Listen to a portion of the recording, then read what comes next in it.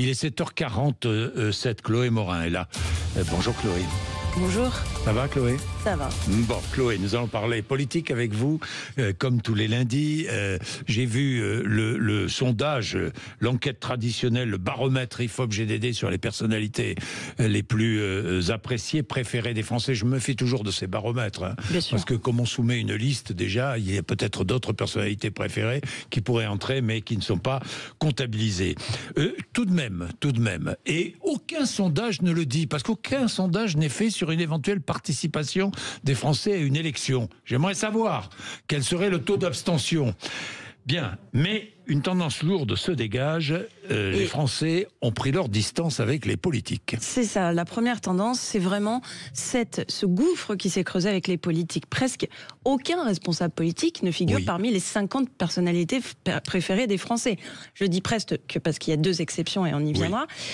Mais on peut dire que ça n'est même plus du désamour, c'est du rejet, de la colère, de la haine, du dégoût.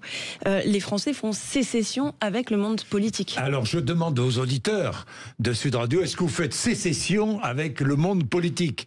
0826 300 300. Moi je crois que oui, mais bon, je préférerais que les auditeurs s'expriment. Il y a deux exceptions tout de même, c'est Bardella, Jordan Bardella qui est 10e et Marine Le Pen 11e dans ce classement. Et ils sont très loin devant tous les autres responsables politiques. Les autres responsables politiques sont en bas de classement, donc au-delà de la 50e place.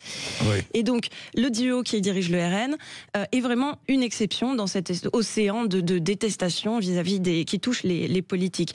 Ce sont les seuls à sortir du lot, car ils parviennent à conserver une posture anti-système. C'est Jean-Marie Le Pen qui parlait d'anti-système.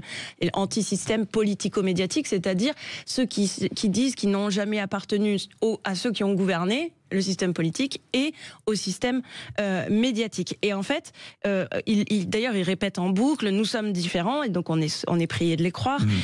On est arrivé à un point où l'impopularité des médias et des politiques atteint des sommets, tel que le fait simplement de s'en distinguer est un levier de popularité. Et ça suffit à paraître sympa, proche des gens et même compétent.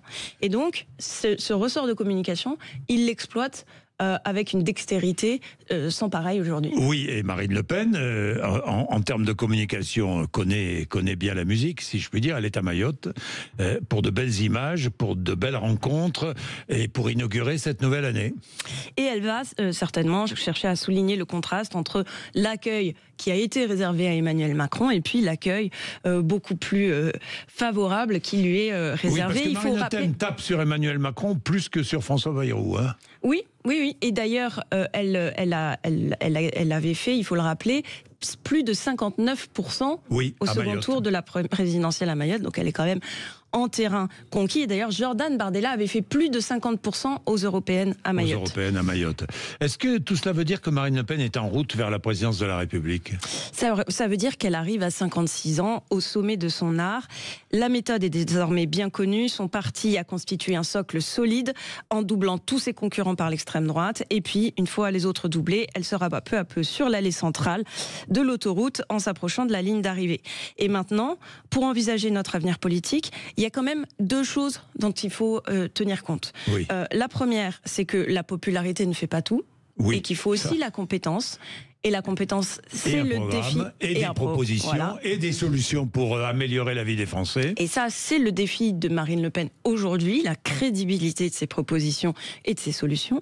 Et puis la deuxième chose importante, si dissolution il y avait, il faut jamais oublier que ça n'est pas Marine Le Pen qui accéderait à Matignon, c'est Jordan Bardella. En cas de victoire du RN. Oui.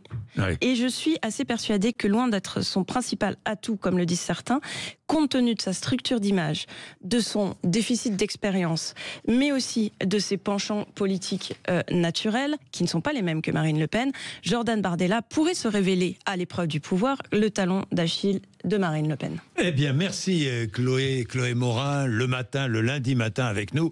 Vous restez, Chloé, parce que tout à l'heure, nous allons débattre. Elisabeth Lévy sera là. Il est 7h51, vous êtes sur Sud Radio. Je recevrai Juliette Méadel tout à l'heure. Elle est ministre déléguée chargée de la ville dans le nouveau gouvernement Bayrou. Elle sera là, ancienne socialiste. Ce sera intéressant parce que je constate, même si ce n'est pas dit, une évolution tensions dans le débat entre le PS et le gouvernement Bayrou sur la question des retraites. Est-ce que ça veut dire que le PS ne votera pas la censure? Nous verrons.